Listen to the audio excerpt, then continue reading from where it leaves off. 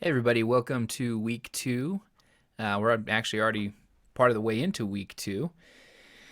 So yeah, I'm excited for football tomorrow. What I was thinking we would do this time is, now that we've got week one on the books, is we'll take a look at the standings and maybe anything interesting that may have happened this past week, week one, and then we'll dive into the matchups, the first half of the matchups for this week. Even though we've already had the Thursday night game, which was crazy, by the way. So yeah, I'm thinking we'll take a look at the standings, take a look at the matchups, and I believe Chase is going to be joining me. So we'll go from there.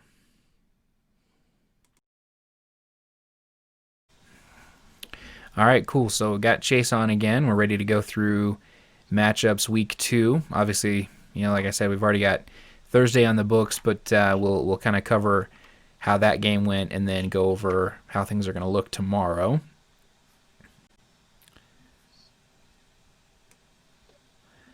Okay, so week one on the books, we've got Skyler had a heck of a week. Um, All those Seahawks actually did pretty decent. yeah, and it's like I was saying last week. I mean, he's got a pretty awesome team. As long as the Seahawks do well, he's going to do great. Yep. Which it looks like they are going to do really well. I mean, they steamrollered. I forget who they played, Atlanta. Atlanta, but yeah, wow, that was a crazy game. Yep.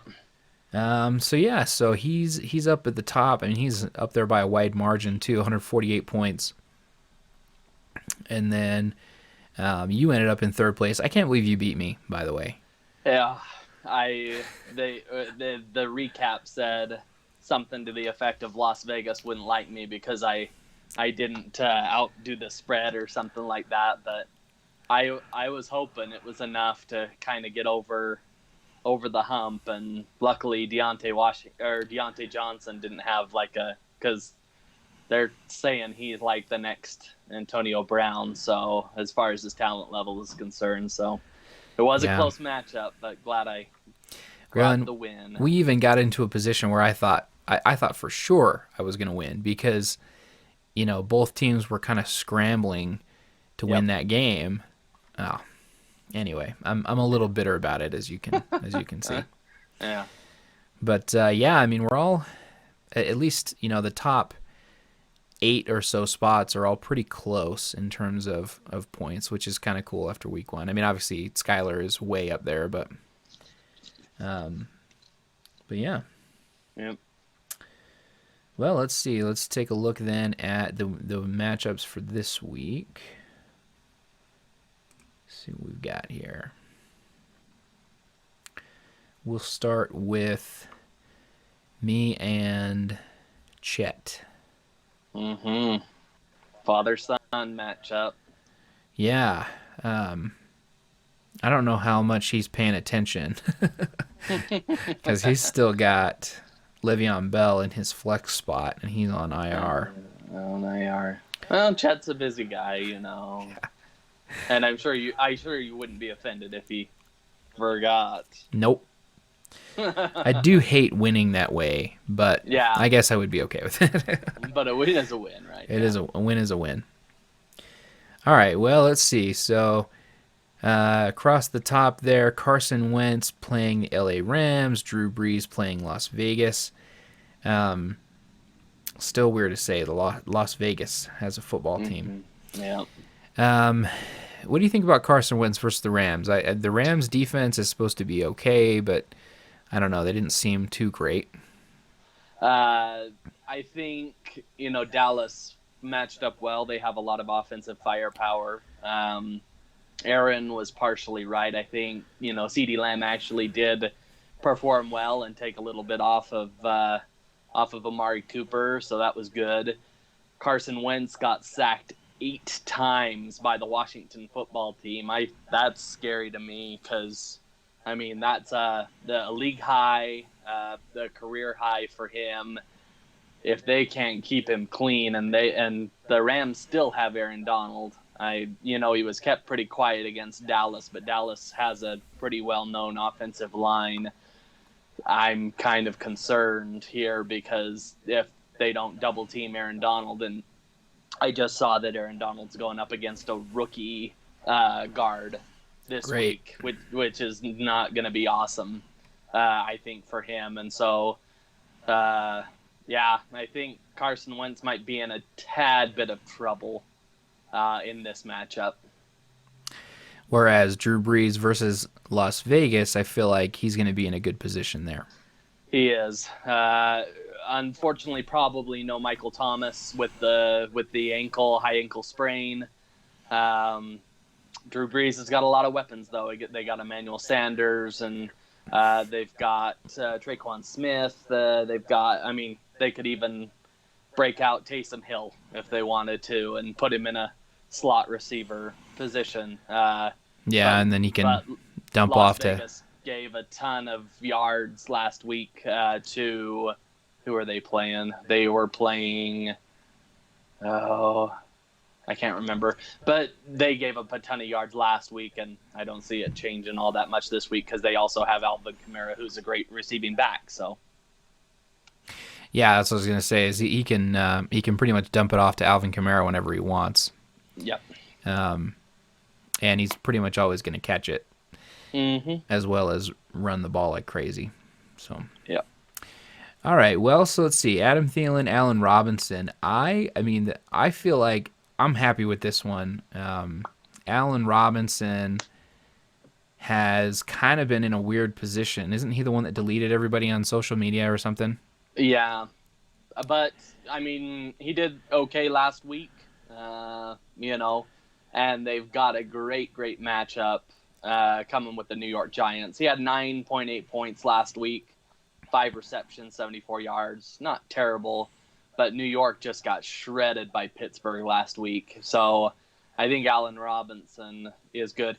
Again, Adam Thielen kind of had some garbage time stuff last week. So, I mean, they're still using him, but you can definitely tell they still use Dalvin Cook. They try to establish the run to set up the pass. So it takes a little while for Thielen to get going, but Thielen's still a great wide receiver. And then we're taking a look at DJ Moore versus Tampa Bay, Calvin Ridley versus Dallas. This matchup right here, I'm worried about. DJ Moore versus Tampa Bay. Their defense is supposed to be pretty elite right now. Yeah. And, he's still working with a new quarterback with Teddy Bridgewater. I don't know. I don't know about that one. Calvin Ridley had, a really good game last week. He scored quite a few points, and he scored 29 points, not just the good amount. He scored 29. Of course, 2 TDs. They were taking that pressure off of Julio Jones. He did get 1 garbage time touchdown, but 9 receptions for 130 yards. That's pretty elite. So, yeah, that might be a one in Chet's favor as well. Yeah, I think that in terms of receiving core, I'm pretty weak right now. I've spent a little bit of time looking around to see who I might be able to target to shore up my receiving. I'm happy with my running backs, looking at the next one here. Derrick Henry, Alvin Kamara. Obviously both of them very elite running backs. Yeah. Matchups that aren't going to be too bad for them. But then, it's when we get down to kind of the flex level that, well, we'll get to that in a minute. But, yeah, Derrick Henry, Alvin Kamara, that one just kind of speaks for itself. It's a good matchup, and both of them have positive, like Jacksonville's rebuilding. But Derrick Henry, they should use him a ton. And, of course, Alvin Kamara, just like we talked about, Drew Brees is going to be targeting him early and often, I think. So it's a good matchup, and I think the fantasy has it right to make it about an even matchup there. Yeah, Derrick Henry didn't have a crazy week last week in terms of points, but he did have 31 rushing attempts, which makes me feel pretty good. Yeah, they use him a lot. and that was against Denver. So Yep. now I worry about his efficiency a little bit because of last week, but I don't know. I think he'll do okay. I think he'll be just Yeah, fine. I think so too. Looking at the next one here, let's go down a little bit. All right, David Johnson versus Baltimore. Kenyon Drake versus the Washington football team. David Johnson versus Baltimore worries me. Baltimore Yeah, is like, I believe, the first or second ranked defense. I mean, we're only week 2, but they're top tier right now. they are. Whereas, They're at least in the top 3. I'm waiting yeah, for Bridger to just drop San Francisco so that he can have New Orleans defense, and I can pick up San Francisco's defense, but nothing yet, Bridger. yeah, I think he still has like 3 defenses or something like that. So crazy. So Uh, hopefully but he'll be but yeah, watching. David Johnson had a really good week in week 1. Again, going up against Baltimore is it's a tall task for sure. So yeah, I'll be watching that one, and then of course Kenyon Drake. That's interesting because they used Chase Edmonds. Washington football team's defense isn't actually terribly bad. But yeah, they had 13.5 points last week. It wasn't a whole lot of Chase Edmonds. I guess he had Kenyon Drake had more rushes than than Chase Edmonds. But yeah, it's a pretty good matchup. I would probably probably lower. I would go on the under on both of those matchups, actually. Yeah, yeah. My only hope with David Johnson is that somehow Deshaun Watson can establish the air game and kind of take some pressure off of him, open up And some both lanes for him. and both of these backs are actually pretty good at catching the ball out of the backfield too. So that's a good thing too. Yep. All right. Well, looking at the tight end position here, Noah Fant, Jared Cook.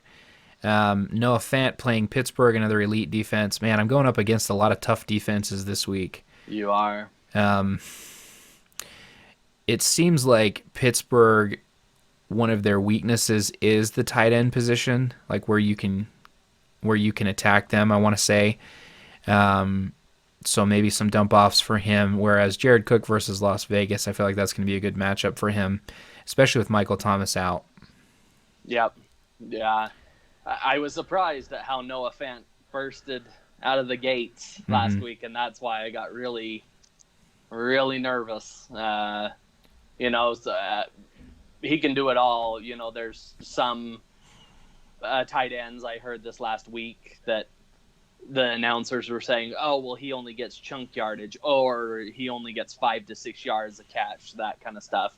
Noah Fant seemed to do it on both sides. He was short and he was long, and he has really good hands. Jared Cook, he's almost forgotten until Drew Brees hits him. He hit him on that one left down the left hash last week, and it was like, oh, Jared Cook with the reception of 30-something yards. Like, what? Holy mackerel, Jared Cook. So yeah, it's he can kind of come and go. So pretty good matchup there, yeah. Yeah, I'd put both of these guys in the top 10. I'm really excited about Noah Fant in the long run.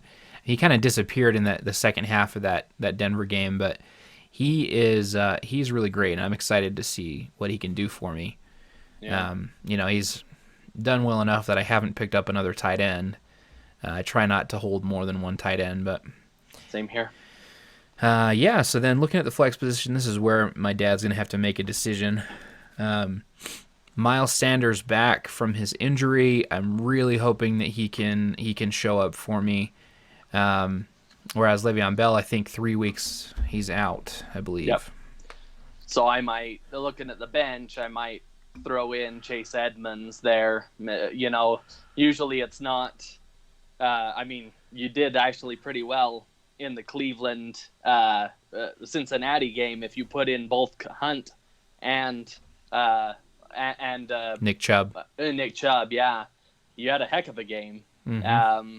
So it's not usually recommended to put 2 running backs of the same team in the same roster, but again, Chase Edmonds had a day last week with over double-digit fantasy points. So you Yeah, might look at that. yeah, and he's got both of them. Kenyon Drake. He could potentially put in Chase Edmonds there as well.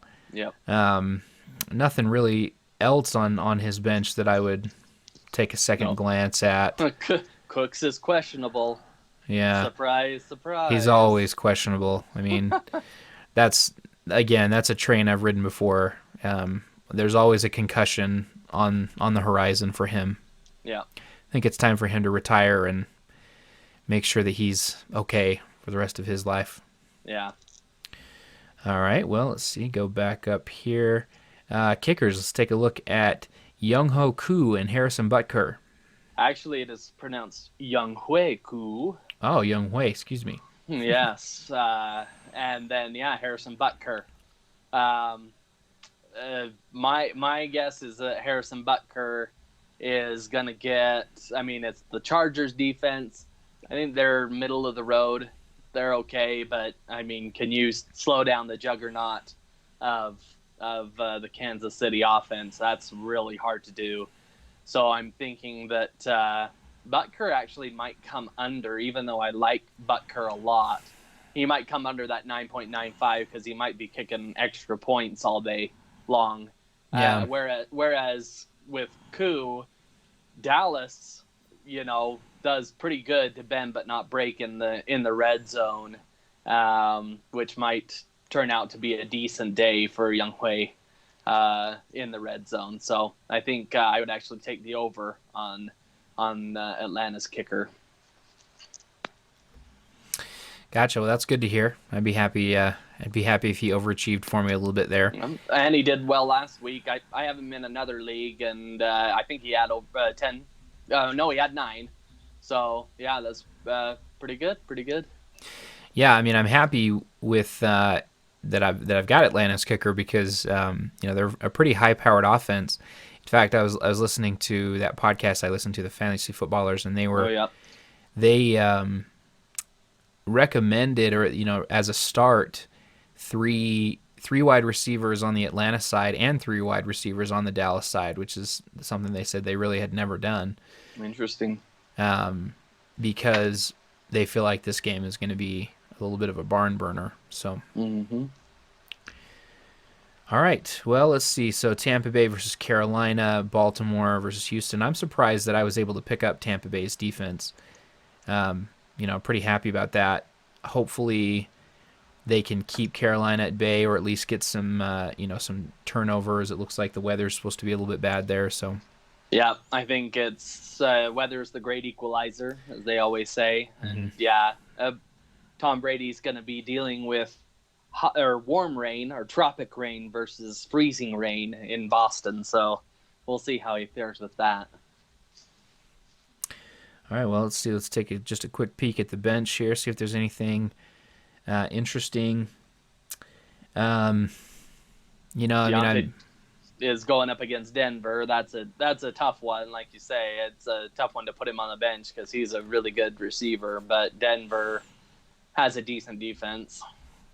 Yeah, and he's still volatile enough, as a wide receiver, as kind of a newer player, that I try to go. My strategy is a little bit more conservative in that area. I'm generally going to go towards running backs, which is why I've got, Miles Sanders as my flex, even though he's coming off the injury. So I am excited about the long-term prospects of Deontay Johnson, though. And Yeah. I did pick up Deshaun Jackson, who I think Aaron dropped. That one could be good as well. I think so. If Carson Wentz is looking for something over the top, but the problem is timing. He needs time to sit back there and then throw it long. So that might be a difficult task this week. Yep. All right, so now we'll take a look at the next matchup, which is actually you and Zach. Let's see here. How you feeling about this one? Just kind of overall. Zach has, as far as the projection goes, he's got about a 10-point spread on me, which isn't surprising. He's got Mahomes, Evans with Godwin doubtful this week. Evans would see uh, probably the lion's share of the touches, although they have that other guy that is kind of like an Edelman type that they say that's going to pick up a lot of touches since Godwin's going to be out. He's got quite a few really good pieces on his team. So yeah, I can see why I'm kind of the underdog, but also like I have 3 guys that most likely might not play. I mean, Cortland Sutton is going up against Pittsburgh defense, which I don't like the matchup at all there. Crowder's out. Godwin's probably out. So that leaves me 2 running backs on my bench, which leaves me a little bit thin. So Yeah, yeah, you are a little bit thin there, Chris Godwin. That's a big loss for this week.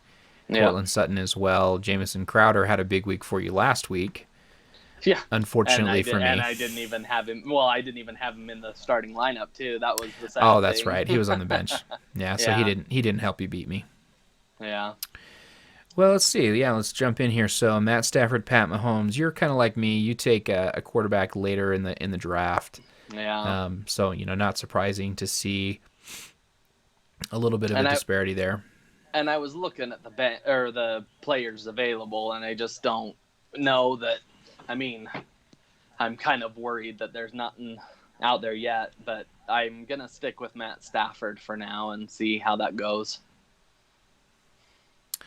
And he's playing Green Bay, so that might be a tough one. It will be. Pat Mahomes versus the Chargers. Not concerned about that, obviously. Yeah. Um, Robert Woods and Mike Evans. Robert Woods just got himself a payday, I believe. Yeah, and I think it was pretty surprising, although he did pick up those 6 receptions in the first half and then only had 2 after in the second half. So it worries me a little bit. Philadelphia's defense isn't terribly awesome. They only had like 3 points last week since I picked them up. So I'm hoping that Woods goes a little bit over that. But again, with Mike Evans seeing the lion's share of the touches in Tampa Bay, that's definitely in Zach's favor for sure. Yeah, I mean the weather there does lean toward a little bit more of the running game, so maybe you'll catch a break there. But yeah, overall, Yeah. I think that he's got the lead in that spot. Yeah. Let's take a look here now. Emmanuel Sanders, Stephon Diggs. Emmanuel Sanders for New Orleans is going to, I think, get a little bit of a bump, obviously because of Michael Thomas not being there. So I feel like he's going to outperform. I would take the over on Emmanuel Sanders here. Whereas, I would hope so too. Yeah. Yeah. Whereas Diggs, I feel like he's going to underperform there in Miami. Yeah. Yeah, it's tough because they have Josh Allen, and Josh Allen is a decent, and he has a really good arm, so he can throw the long ball for Stephon Diggs and Miami's defense. But again, hopefully maybe this weather will be the great equalizer as far as that goes, and they'll be using the running. I know that they said, or I listened to fantasy podcasts, the ESPN one, and they were saying that by year's end, Zach Moss should probably be the lead back in Buffalo. So that's pretty interesting because they really like Devin Singletary, but he might be on in a timeshare at least. Yep. Yeah, I'm excited to see Zach Moss. I think that he's probably going to be, a really good pickup for them. So. Yep. Yeah, Zeke and Dalvin Cook here. Ezekiel Elliott, even with the high projection, I think I would take the over on this one as well. I think that game, like we were talking about before, is going to be a little bit of a crazy one, and Zeke is about 50% of their offense, between on the ground and taking catches. So what about Indianapolis's defense? I don't really know. It's kind of middle of the road. Middle of the pack a little bit. Who did they play last week? They had some pretty good defensive stops at points. They played Green Bay. No. Sorry, Indianapolis. Let's see. I'm trying to think who they played last week, but yeah, they just kind of had a few things here and there. They have that one great linebacker that they really love, uh, but I think it's kind of middle of the road, and so hopefully they'll be kind of stout against the offense of Minnesota. Yeah. Although Minnesota is going to be mad because they're trying to get back on track after being embarrassed last week. Yeah, So and you're right. They did play Green Bay, and Dalvin Cook managed to get still 21 points. yeah, So yeah, I mean, going up against a little bit less intense of a defense, I feel like they'll probably do pretty well. But I still think that you've got the edge with Zeke there. yeah.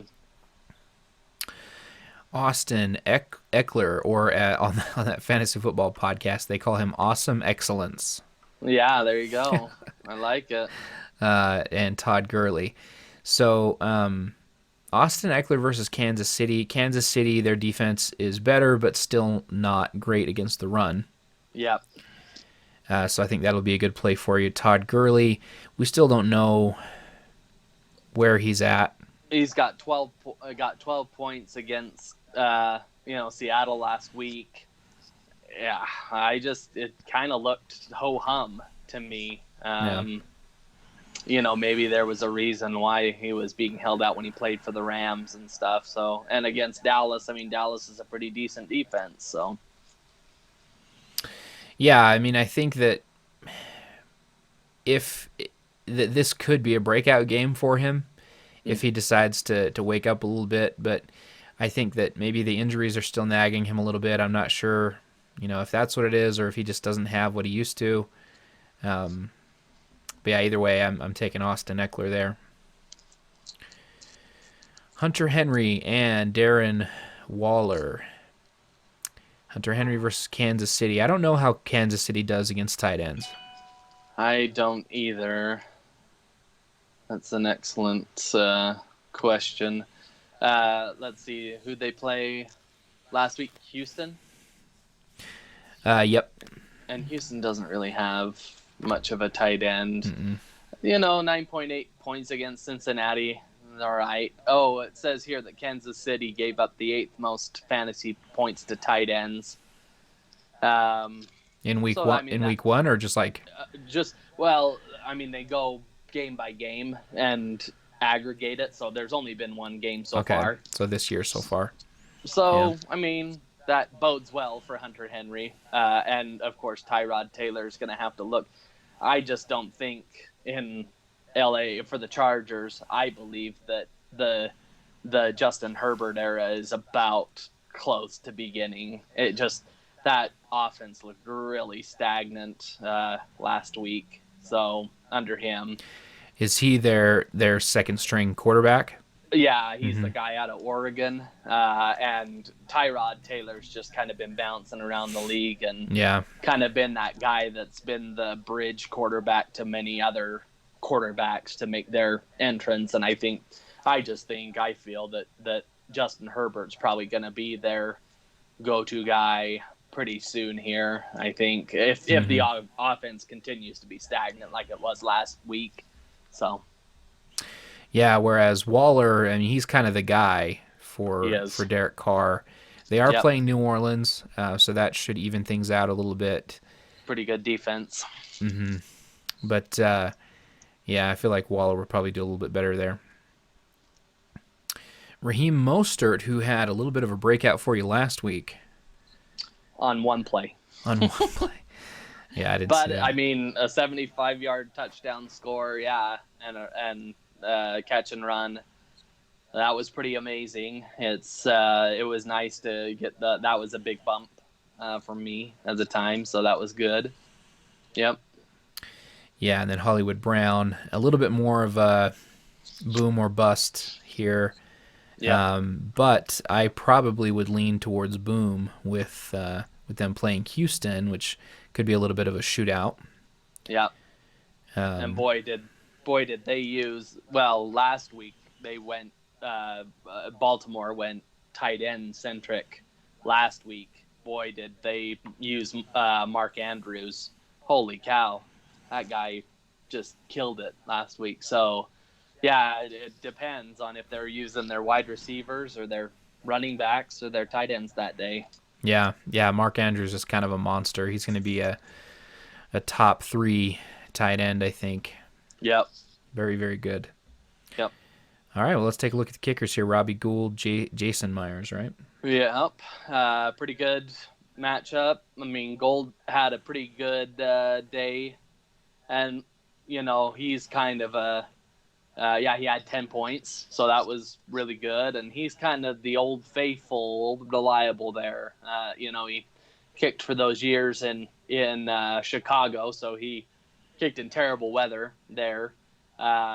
So in the Meadowlands at the New York Jets at MetLife, it's kind of nice to have a guy that knows how to kick outdoors and indoors. So that's pretty good. And then Jason Myers, of course, he's really good. And against the New England defense, Seattle's offense might sputter in the red zone a few times.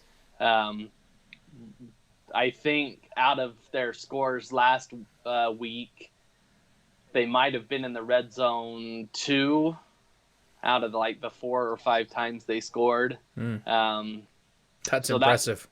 It is. I mean, and they, DK Metcalf had the long catch. Tyler Lockett had a good catch. So, yeah, I mean, Jason Myers will probably definitely be called on to kick a few times. So I think I would actually give the over to Myers in this matchup because I feel that, oh, man, New York just looked so bad last week. And so Gould might be just kicking extra points this week. So we'll see. Well, Dallas versus Atlanta, Kansas City versus the Chargers. Yeah, I mean, I think I'm going to go with the projections on this one. Dallas versus Atlanta. I think Atlanta is going to probably score a lot of points like they always do, and Yeah. then they'll probably still find a way to lose somehow, even though they score a lot of points. And Kansas City, they're the type of defense that allows points but still gets the takeaways and still gets the sacks, and so I think that they'll get some points there. What do you think?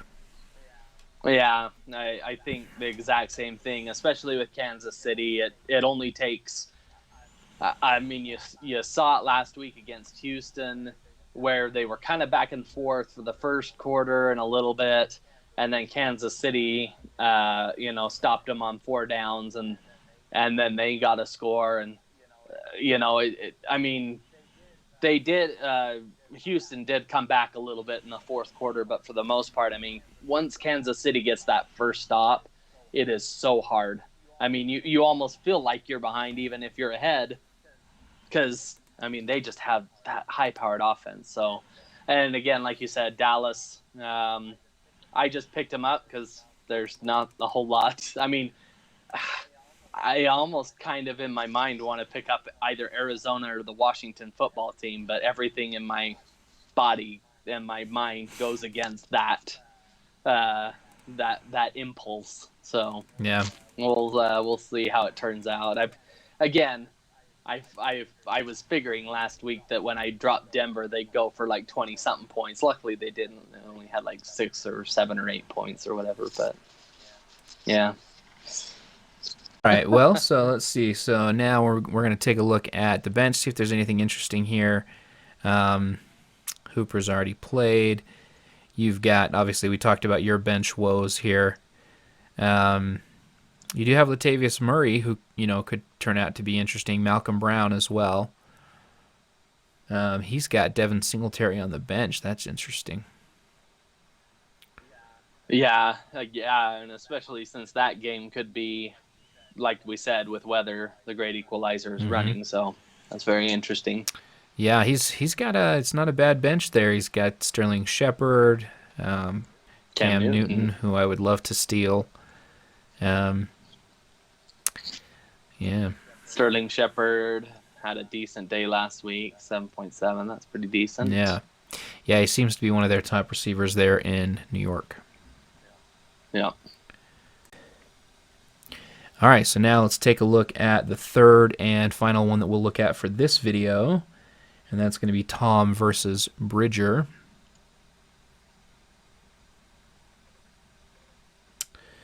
All right.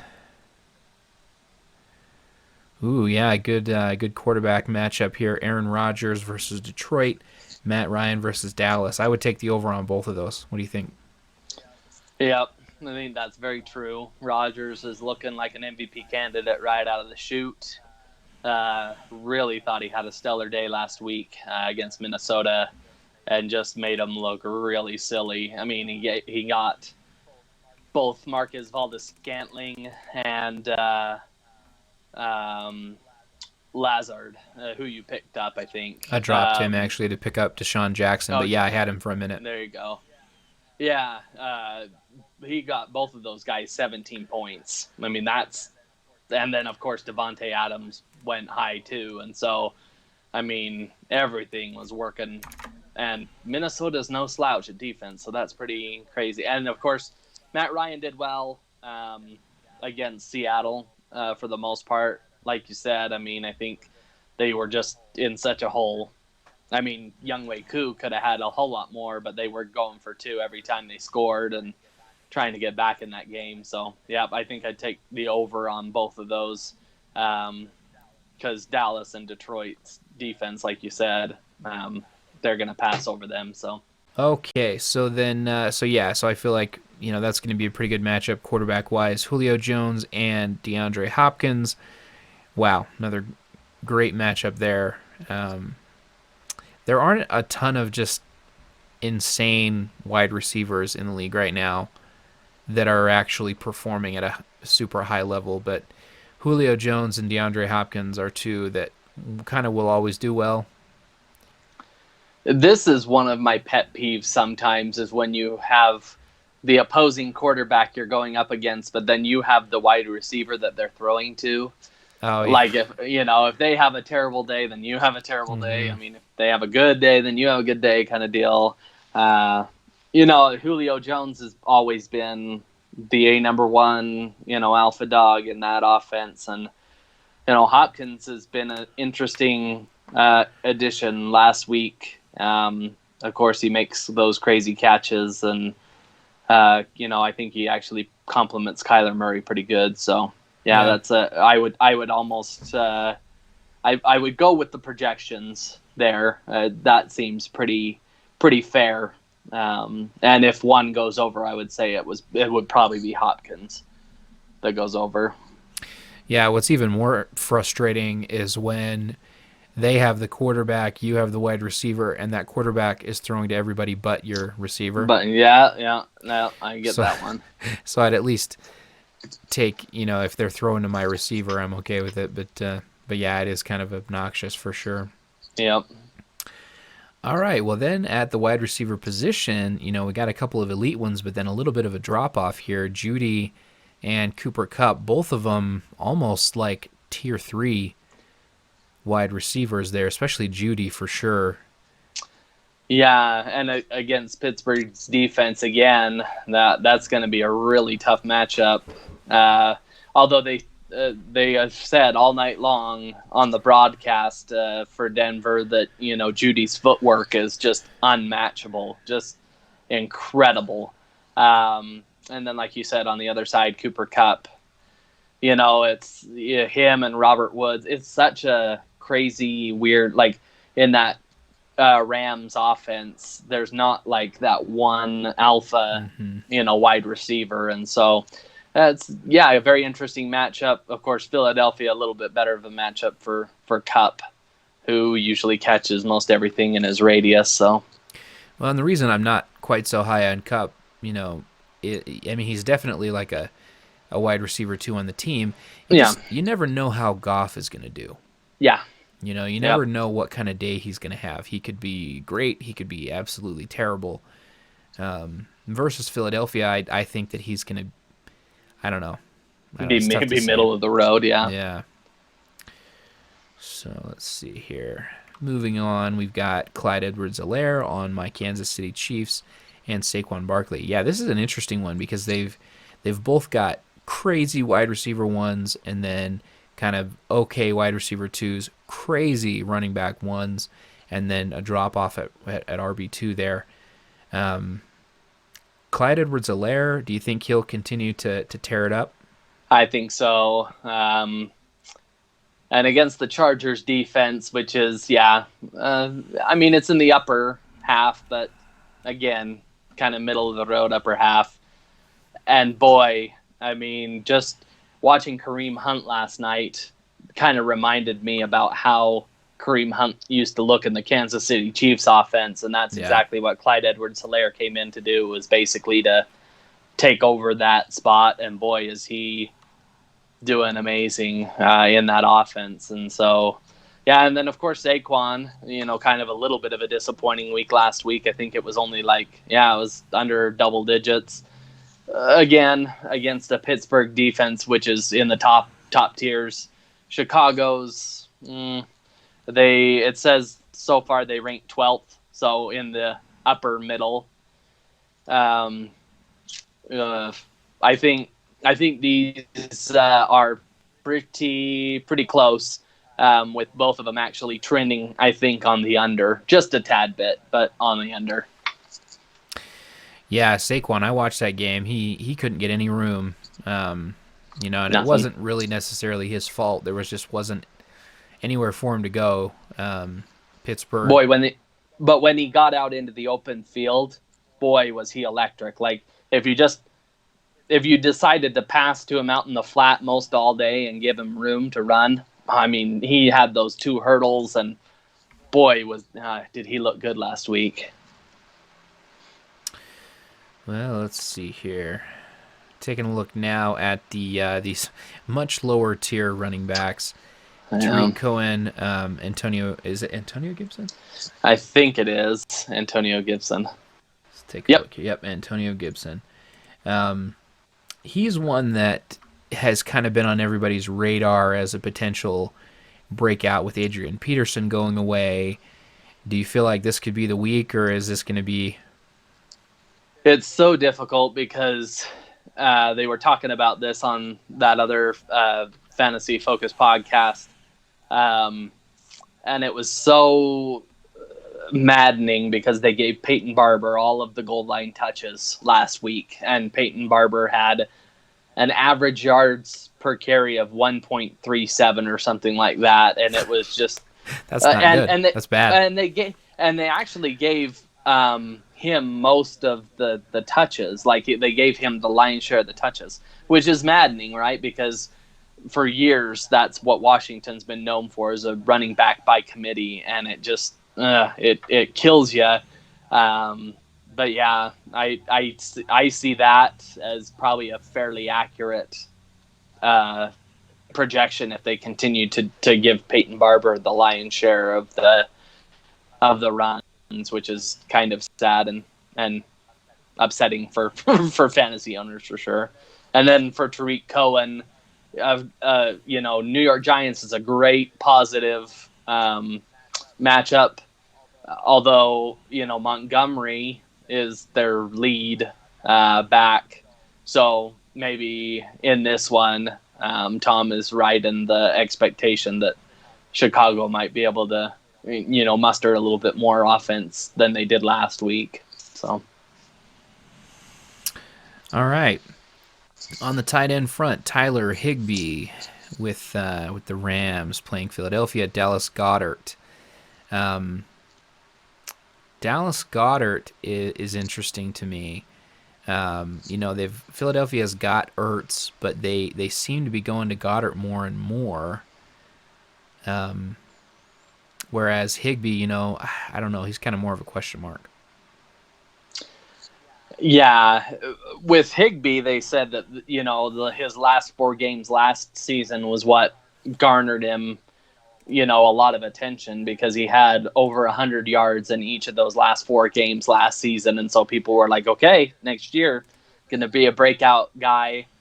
Performed pretty well last week against the Cowboys, and of course tight end is always that security blanket for any quarterback. So I feel that he could have a productive day.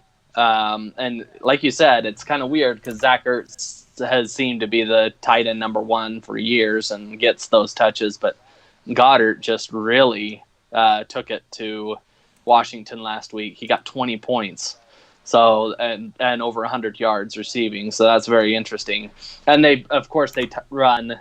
Philadelphia's offense runs the two tight end system, so um, it's effective when you're thrown to your tight ends quite a bit. So Yeah, I mean this is a tough one to call. I would say that it's probably going to be pretty even between these two. Again, mm-hmm. Tyler Higbee's got Jared Goff thrown to him, so you don't know, um, how he's going to look week in week out, but he should look okay. Tight end is kind of Yeah, the security blanket. So now this is interesting. The flex for both of them looks better than their wide receiver too. Wonder if I know. But I mean, I guess it's points either way, so it doesn't matter where they are. But Juju and DJ Chark. Juju, it seems like, is really sharing with Deontay Johnson, which is good for me because I have him.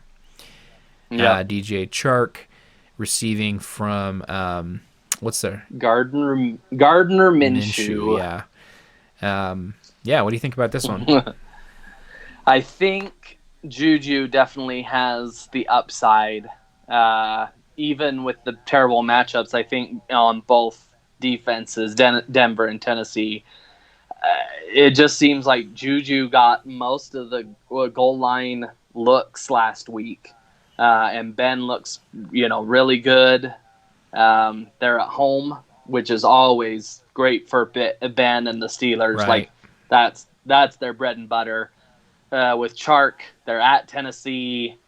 I just don't think that I would actually trend on the lower side on that matchup. Yeah, but I could, you could be surprised because it sometimes, with Minshew, definitely something to take keep an eye on because Minshew, again, he's kind of like Goff. He can be great one week and terrible the next. So. All right. Well, so let's see. Matt Prater, Justin Tucker. Matt Prater playing Green Bay. Justin Tucker playing Houston. What do you think there? I pray to you, Matt Prater. SNL skit. Matt Prater, great kicker. From his days in Denver, now to Detroit. Really good kicker. And against Green Bay's defense, they're probably going to ask him to come out a few times because Green Bay's defense does a pretty good job in the red zone. And of course, then Justin Tucker. Sometimes it's a tough ask because with like Aaron said to me a few weeks ago, they like to go for it on fourth down and they like to go for two. Which kind of neutralizes Tucker just a tad bit. But again, as long as that Baltimore offense can be potent, then you're going to rack up some points there. So actually, I would probably stick with those projections and say Tucker wins out on the matchups. Very good. And we've got Pittsburgh versus Denver as far as defense, and San Francisco versus the Jets. A couple of really great defenses. Both of them have done really well so far. I expect both of them to do really well going forward. Versus Denver and the Jets, I don't think either one's going to have a problem. Nope, I don't think so either. In fact, I mean, I can't remember if it was the matchup last year against the Niners that Sam Darnold said he saw ghosts or something like that. It was so hilarious. And like in the next few weeks, the media roasted Sam Darnold for saying that he saw seeing ghosts out there. Yeah, they didn't let him live that down for a while. Oh my gosh. But San Francisco's defense is good. Actually, it's funny enough because their projection is 12.98. New Orleans defense, I think, is underrated on this one. But I think that's the safe choice. And then Pittsburgh against Denver, that might be a 7-3 game or something like that, or 6-3. Yeah. Definitely a defensive shootout for sure, probably. All right. Well, let's take a look at the bench here, see if there's anything interesting. Um, yeah, a couple of players that maybe shouldn't have been benched here: Kareem Hunt and Joe Burrow. Oh, it's hard. There was another tidbit that they said about Kareem Hunt and Nick Chubb, that Nick Chubb they use when they're ahead, and Kareem Hunt they use when they're behind. Mm. Um, I guess that makes sense because Kareem Hunt's more of a receiving back, isn't he? yep, he is. Whereas Nick Chubb is definitely your bruiser, Yeah. your boulder out of the bowling ball out of the backfield. So yeah, that was kind of a and I would think Cincinnati and Cleveland, that would have been a nice entry into the lineup, but as it's tough. That's the world of fantasy football, right? You try to put in the right guys and whatnot, and let the chips fall where they may. Yep. Yeah, the only other one that's kind of interesting to me is Marvin Jones here. Marvin Jones is a great player. I've had him a couple times, and he seems like a little bit of a sleeper. Maybe I'll throw a trade his way. Yep. But all right, well, I feel like that's pretty much everything there. Yep. Yeah, I'm excited for the games tomorrow. It's good to have football back, no? Yeah, it is nice. And I think in the back of my mind, I kind of had this thought for a minute, is that, we talked about, is the NFL season actually going to get all the way through?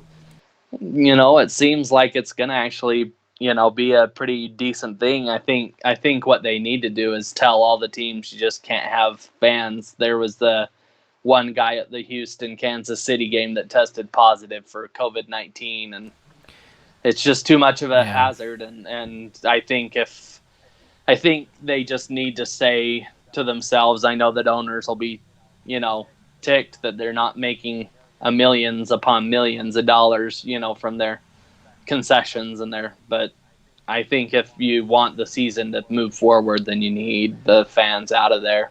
So Yeah. Yep. No, I definitely agree. And all right. Well, on that note, I think we'll call that good. okay, Good luck to sounds everybody good. tomorrow. Good luck.